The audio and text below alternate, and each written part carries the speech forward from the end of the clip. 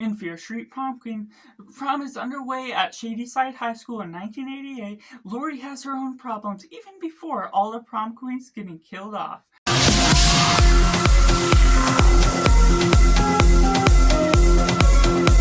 Hello and welcome to Cinema, where we focus on a film. I'm Josh, this is Cinema. Let me know down in the comments below what you thought of Fear Street Prom Queen. Was it good, was it bad, or somewhere right in the middle? Or if you're waiting for this review to decide if you're going to see it or not, and taking it right in positive. Overall, this is a structure that's a spin-off to the trilogy, but it's a standalone feature that you don't have to see the trilogy beforehand if you haven't already seen it, don't have the time. So it's nice in the quick 90-minute runtime that you can just watch a horror movie, go about the slasher horror franchise spin-off for what its own worth is all taken on, based on R.L. Stine's work as a writer. He's not involved with this particular project, but the idea behind all of this can be fun and entertaining just to see how all the kills are pulled off, and they get creative in some management to where you're taking all of those kills as a whole to where it's really well deserving for the setup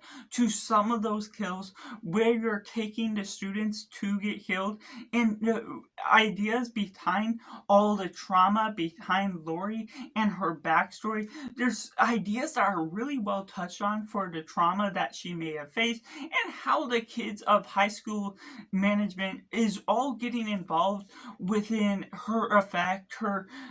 tacklement into wanting to become possibly a prom queen, to enact on change within the school, see different things be done. So the way that all comes about becomes something of a simple narrative that still has and touches on all the right beats to really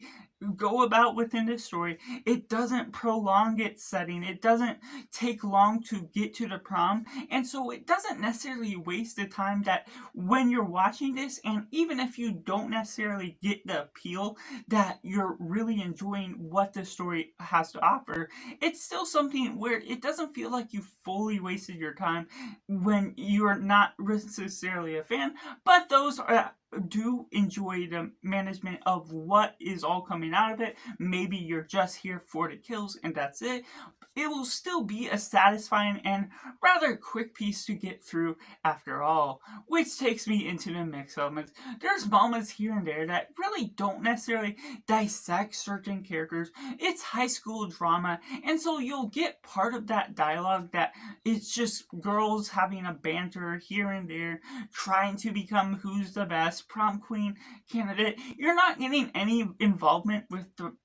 prom king candidates, so that part of the story or many other students are very well background characters that you could get something from, but the story's not about them, so it's sort of a mixed thing because you sort of want more, but it's not necessarily something you're asking the story to really involve yourself in. But of course, there's certain aspects here and there where there's horror tropes that you expect something to happen and it happens in the way it does, and that's just coming about with people freezing in place even though you're not necessarily having something to be scared of, or they're not running away when they sense something dangerous coming about. And so that's where it throws you into the pickle of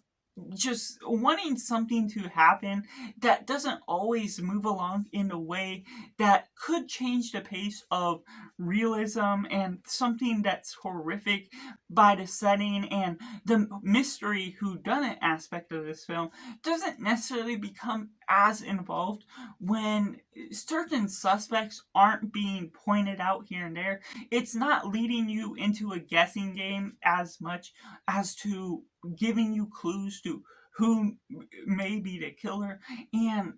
what will ultimately come out of it, because there's not necessarily as much involvement to what all is leading you off the trail to the suspects, giving you enough time within the story at all to ultimately pick up on certain aspects that will ultimately lead you into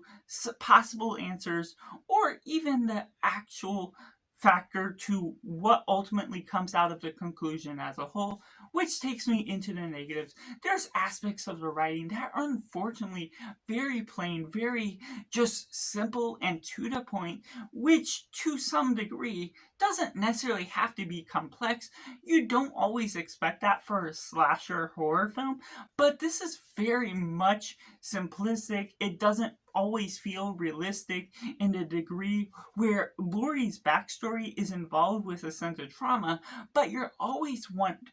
more out of that. You're not getting the emotions, the drama from that, which is something that is a key theme in the negative aspects of this film, is always wanting more out of each and every part of what this film, more kills, more drama, more involvement, more of the trauma, and just something more out of the substance that are really driving home what you're getting out of the characters. There's a love relationship here and there that goes into a little bit of a love triangle, but it doesn't necessarily have a specific resolvement that the writers feel is good for knowing how to end that aspect of the story. It's sort of just cut short at a certain point because of something that happens that unfortunately just leads into this weird circumstance and takes some twists and turns that are unsatisfying to the nature of what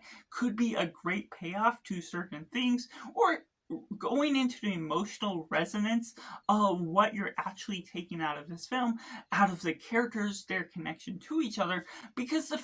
characters are very one-sided, they're basic, and even if you are fine with the high school drama, the banter between the girls trying to fight for who's going to be the prom queen, this film doesn't dissect enough of the characters to really give enough substance, and the contrived nature of how some of the girls get kicked off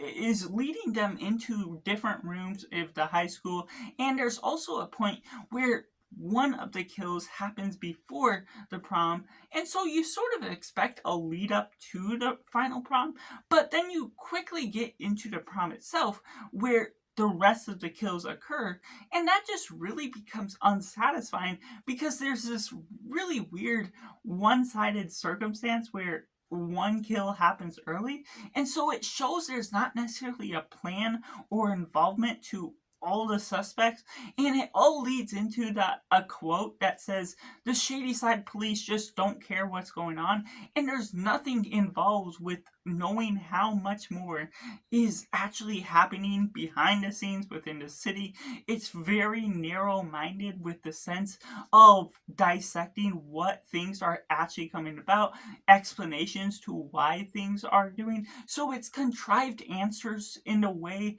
that just happens to come about in a way that's convenient for the plot to not necessarily get the police involved, go about with all these different kills, and there's people killed off that aren't necessarily involved with the suspect list that becomes very random and only for the sake of getting kills, which of course I like what they pull off with some of them, but that overall aspect doesn't always make very much sense to the degree of the motivation that even when the motivation and the killer is revealed,